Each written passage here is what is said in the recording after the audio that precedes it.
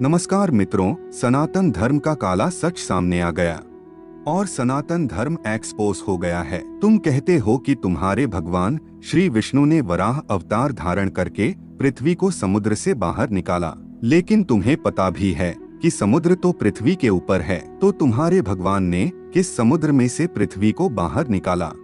अब बताओ कितना भ्रम फैलाया है तुम्हारे सनातन धर्म वालों ने। हमने तुम्हारे धर्म को एक्सपोज कर दिया है। ऐसा कहकर कई सनातन धर्म विरोधी लोग सनातन धर्म का उपहास करते हैं, लेकिन उनको पता नहीं है कि वह सनातन धर्म का नहीं, लेकिन खुद अपना और अपने घुटनों में रखे दिमाग का उपहास कर रहे होते हैं। 95% लोग ऐसे होते हैं जिन्होंने कभी सनातन धर्म के ग्रंथों को पढ़ा नहीं होता है और उन्होंने सिर्फ धार्मिक टीवी सीरियल और फिल्में देखी होती है और उन्हें देखकर सनातन धर्म पर टीका टिप्पणी करने लगते हैं।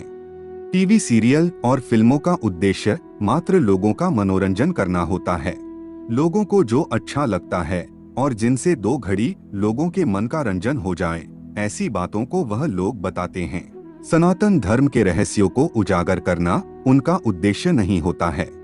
हमारे वेद, उपनिषद और पुराणों में कई कथाएं बताई गई है और इन कथाओं का मतलब जिस तरह से हमें टीवी सीरियल और फिल्मों में बताया या समझाया गया है वह नहीं है, लेकिन यह कथाएं कई सारे रहस्यों को समेटे हुए हैं और इनका कोई दूसरा ही गूढ़ अर्थ निकलता है। आप चाहे वेद पढ़ो, उपनिषद पढ़ो या पुराण, अगर आप इन रहस्यों को डिकोड नहीं कर पाए तो यह ग्रंथ आपको एक सामान्य कथाओं से भरी किताब लगेगी। आपको कोई वैज्ञानिक तथ्य या आश्चर्यजनक ज्ञान की प्राप्ति नहीं होगी। लेकिन अगर एक बार आप उन रहस्यों को डिकोड करने लगे तो इस पृथ्वी पर इससे बड़ा कोई खजाना नहीं होगा। अब बात करते हैं भगवान विष्णु के वराह अवतार की। सामान्य रूप से जब हम विष्णु पुराण में भगवान वराह अवतार की कथाएं पढ़ते हैं तो उसमें बताया गया है कि सतयुग में दिति और कश्यप ऋषि के मिलन से हिरण्यकशिपु और हिरण्याक्ष नाम के 2 राक्षसों का जन्म होता है। यह 2 राक्षस ब्रह्मा जी से वरदान प्राप्त कर सृष्टि में उत्पात मचाने लगते हैं। हिरण्याक्ष नाम का राक्षस पृथ्वी को समुद्र में छिपा लेता है और इस पृथ्वी को जल में से बाहर निकालने के लिए भगवान विष्णु वराह का अवतार लेते हैं और हिरण्याक्ष का वध करके पृथ्वी को समुद्र में से बाहर निकालते हैं।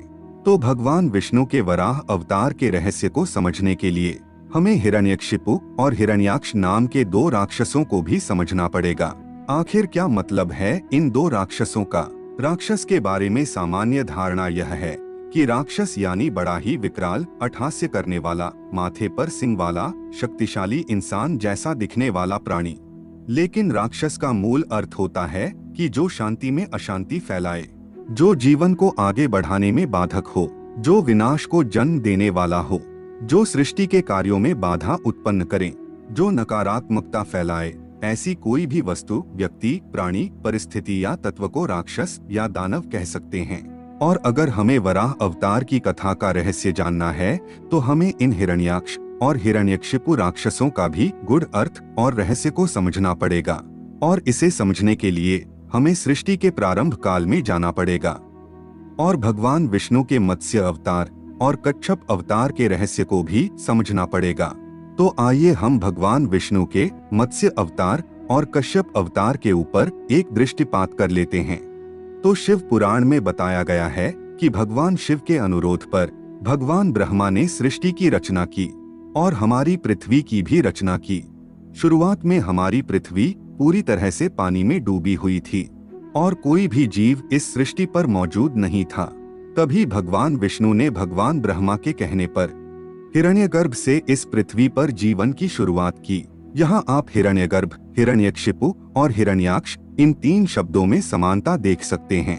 अब आप कहेंगे कि यह हिरण्यगर्भ क्या है? तो हमारे वेदों में हिरण्यगर्भ को ही सभी जीवों का आदि स्रोत माना गया है।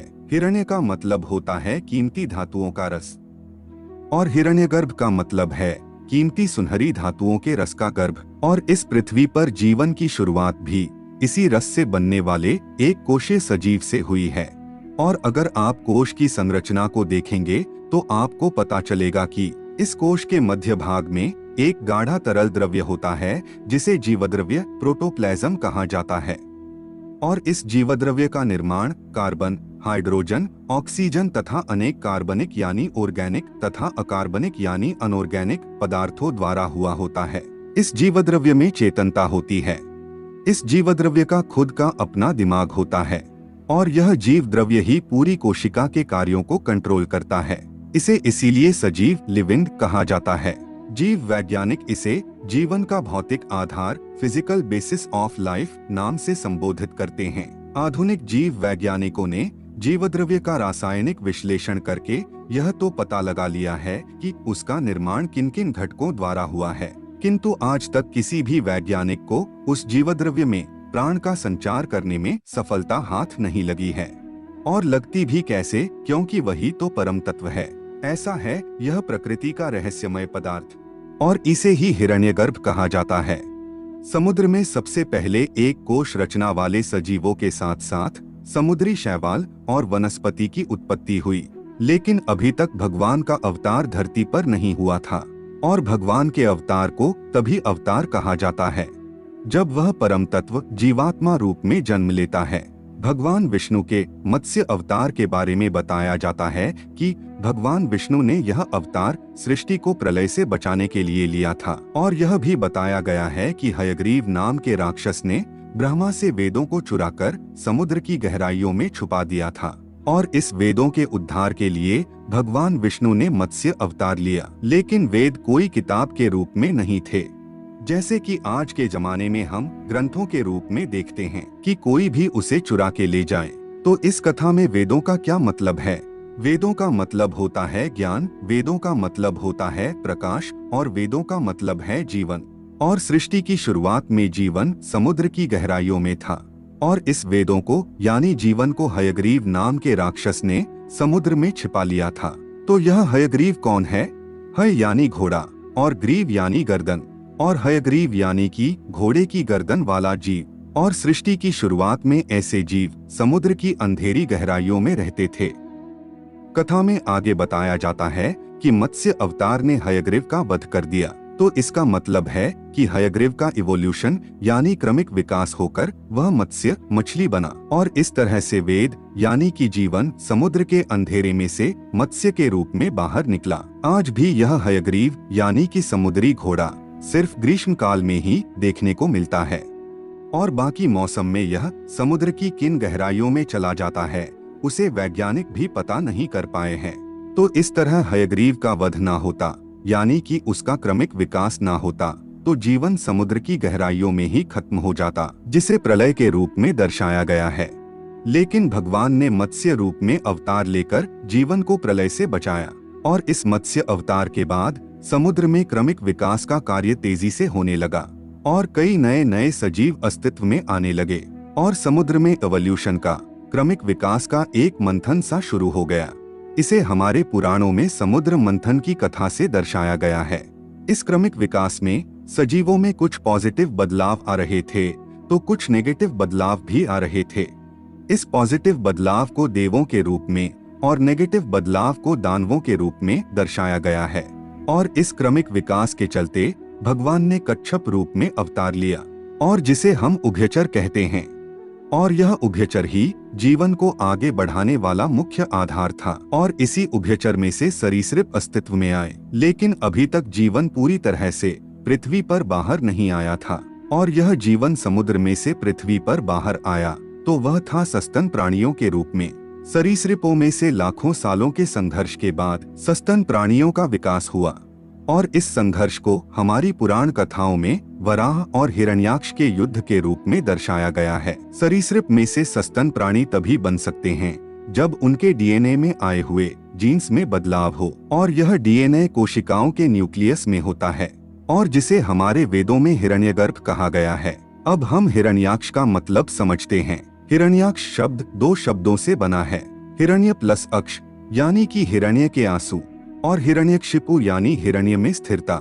मतलब कि हिरण्याक्ष राक्षस यानी हिरण्यगर्भ जिसे हम कोशिकाओं का जीवद्रव्य कहते हैं, उसमें आए हुए डीएनए के जीन्स का ऐसा कोडिंग जो सरीसृपों को सस्तन प्राणियों में विकसित नहीं होने देता था। इस जीन्स के नष्ट होने से सरीसृप सस्तन प्राणियों में विकसित हुए और सस्तन प्राणियों को भगवान विष्णु के वराह अवतार के रूप में दर्शाया गया है। और इन सस्तन प्राणियों से जीवन समुद्र में से पूरी तरह से धरती पर पृथ्वी पर आया, जिसे बताया जाता है कि भगवान वराह के द्वारा पृथ्वी को समुद्र में से बाहर लाया गया। हमारे पुराणों में कई सारी बातों को प्रतीकों के द्वारा दर्शाई गई है, जिसे हमें उसके सही अर्थ में जानना होगा। अब आइए हम आपको कुछ दिलचस्प दिखाते हैं। यह खजुराहो के वराह मंदिर में आई हुई भगवान वराह की मूर्ति है। आप इस मूर्ति के नीचे भगवान वराह के पैरों में पड़े हिरण्याक्ष को देख सकते हैं, जिसे एक सरीसृप के रूप में दर्शाया गया है। अब हम आपको उदयगिरी की गुफाओं में आई हुए भगवान वराह के स्कल्पचर को दिखाते हैं।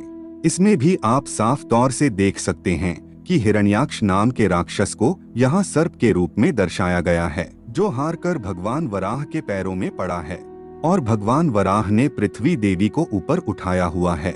तो प्राचीन निर्माताओं ने हिरण्याक्ष नाम के राक्षस को सरीसृप के रूप में क्यों दर्शाया है? क्योंकि प्राचीन निर्माता भगवान वराह अवतार के रहस्य को अच्छी तरह से जानते थे।